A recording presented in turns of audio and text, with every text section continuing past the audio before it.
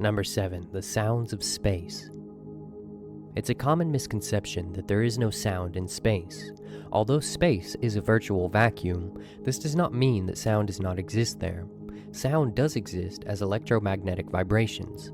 Through specially designed instruments such as the NASA Voyager, InGen-1, IC-1, and Hawkeye space probes, we have used plasma wave antennas to record vibrations all within the ranges of human hearing. Now I'm going to show you the sounds of our sun, as well as all of the planets within our solar system, and I really would like some input on what you guys think, especially about Venus and Saturn. Take a listen.